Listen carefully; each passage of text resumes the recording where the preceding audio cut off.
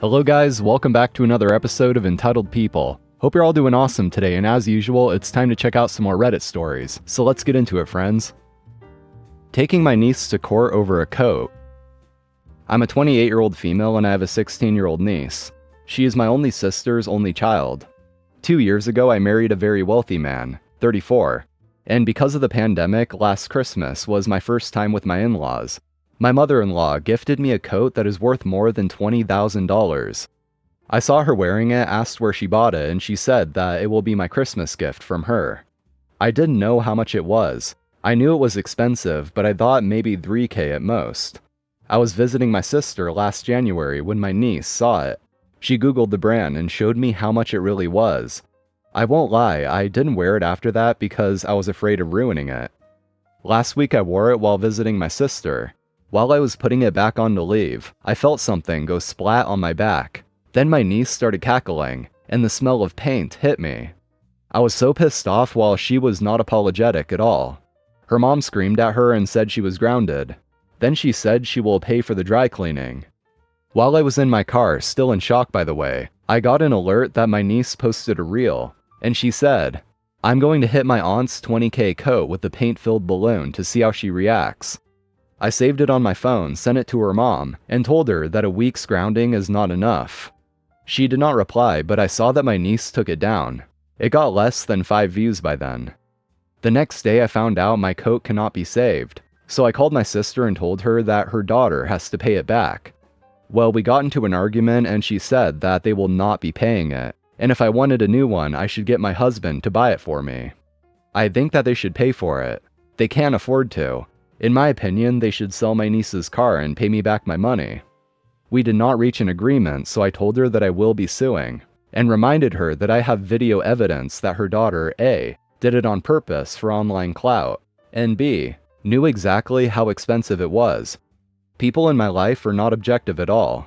I have some calling me an a-hole, some saying they are the a-holes for not buying me a new one, and some so obsessed with the price of the coat that they are calling me an a-hole for simply owning it and wanting a new one. So am I the a-hole? Edit, sorry for not making it clear, but my coat was bought new, just identical to my mother-in-law's. So here's a quick update since the situation has been resolved. When my husband got home, I told him what happened and showed him the video. He asked if I spoke with brother-in-law and I said no. All my conversations were with my sister. He said that he will take care of it. Now a disclaimer, I understand nothing when it comes to insurance claims, and this is what my husband told me / I understood happened. My husband talked with my brother-in-law, told him exactly what happened and showed him the prank video. Then he told him that the coat was insured. We will be filing a claim and submitting the video, and we might have to file charges for the claim. He assured him that we would be dropping the charges. We do not want to send niece to jail. Then he told him that one of two things might happen. After our insurance pays us, they will come after them. If their insurance pays, their premium will skyrocket. If it doesn't, they might sue them, and might get a lien on their house. My brother-in-law asked us if there was a way he could pay us without involving insurance. My husband told him that that was what he wanted at first, but that my sister insisted they will not be paying us back. Apparently my brother-in-law was not in the know, and he was very pissed off at what my niece did and my sister's response. So they came to this solution. My niece's car will be sold, and if it doesn't fetch the whole compensation money, she will have to get a job and pay me the whole check until it is paid off. Also, she is grounded for the rest of the school year. I am thankful for the people who encouraged me to talk with my husband.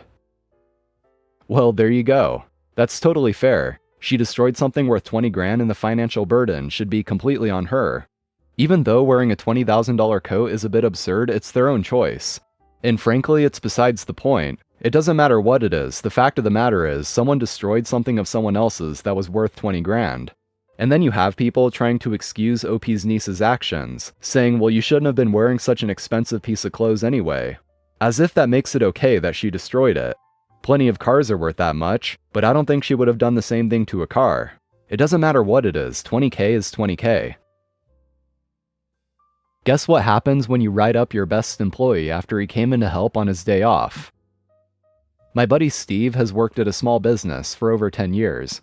Most of the time there has been pretty alright, but recently it has become a remarkably worse place to work. Steve is the most senior employee outside of management, and by far the most productive.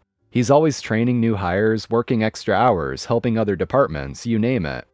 Pretty often, Steve will come in for a couple hours on his day off to take care of backed up paperwork and general housekeeping of his department. This does wonders for keeping the department running smoothly, especially when they are busy. Management knows about this and approves. Going into the holidays this year, they are absolutely slammed as usual. Orders are backing up and it's all hands on deck, extra hours, full tilt. After another 60-hour work week, Steve has a couple days off. On his second day off, he decides to go into work for a few hours. He knows his coworkers are likely too busy to be taking care of the side stuff, so he's being a team player and helping out.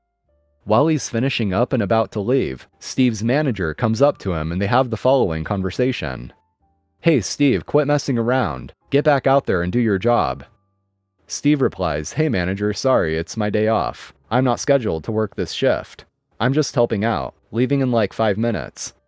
Manager replies, "The hell you are. Get your ass out there." Steve says, "Nope, not happening. I'm going home." The next day, Steve is predictably brought into the office, dressed down and written up for insubordination.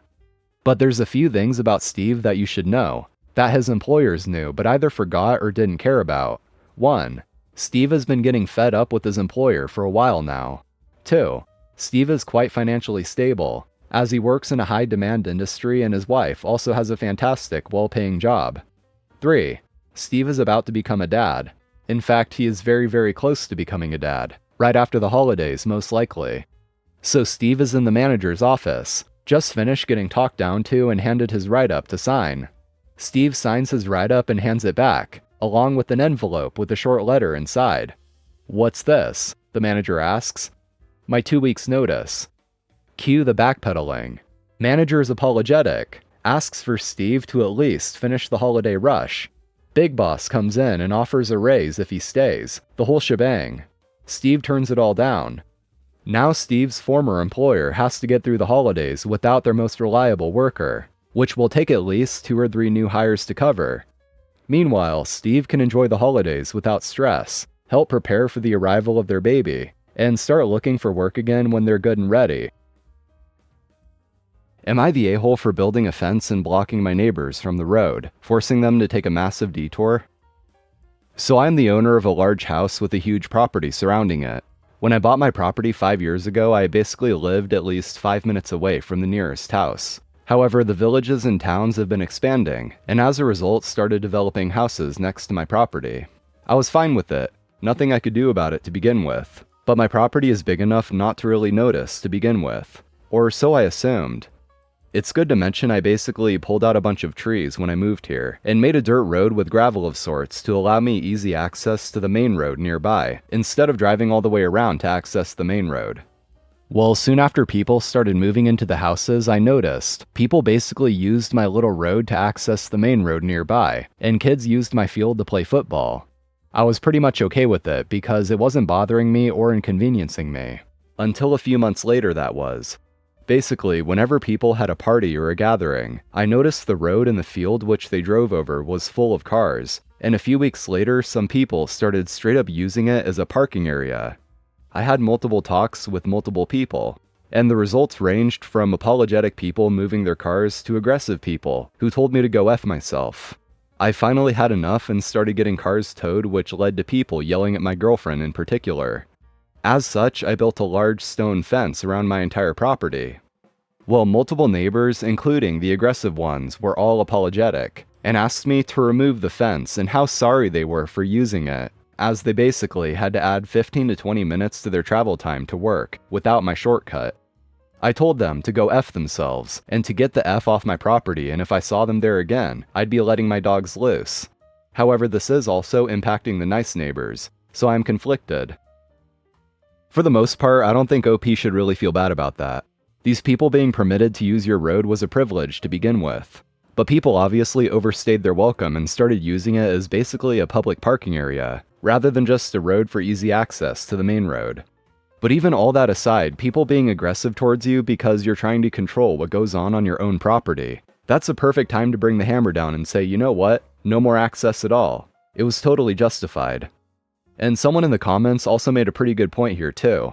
They said also if you didn't do this, you could potentially have ended up giving them a right-of-way easement without realizing it, depending on your local laws. Kept finding bottles of peppermint schnapps in my yard. I collected, then waited. I bought a house on a corner when I moved to this area. I kept the yard cut and clean. This corner seemed to be a place where trash was thrown out regularly. From the beginning, I kept finding peppermint schnapps pints along one of the fence lines. The first one I hit with a mower. It seemed every day I would see one on my property in the same spot. I knew it had to be a neighbor, so I quit throwing them in the recycling bin and started to collect one after another. I hoped to eventually find whoever had this bad habit. I filled one huge contractor bag, then one turned into two. One day I was off early and trimming the hedges by the house. Then I heard it, a thunk, followed by something hitting the fence. I finally caught the litter bug. Now I have the car and driver. I jumped in my truck and headed the direction the guy went. He had just got out of the car and went inside. I drove back home and loaded the heavy bags of glass pints. Later that evening, I went to this man's house. There was another car in the driveway. I got out, rang the doorbell, and walked back to get the bags. An older woman answered the door as I was coming back. She asked if she could help me. I told her that I've dealt with this problem and was tired of it. The husband had now come outside. I took one bag and dumped it on the driveway. Bottles broke and flopped around. I grabbed the other bag and did the same. I told them that I was sick of picking up after him, and had better not see another pint in my yard. She immediately turned to him and started yelling. Apparently, he had a bad drinking problem and promised that he quit. He would down the pint before he got home, and my yard was his dumping zone. I never did see another bottle of schnapps after this. Well, thanks for watching, everyone. I appreciate it. Make sure to drop a like if you enjoyed and hit that subscribe button if you haven't already. So take care. I'll see you next time.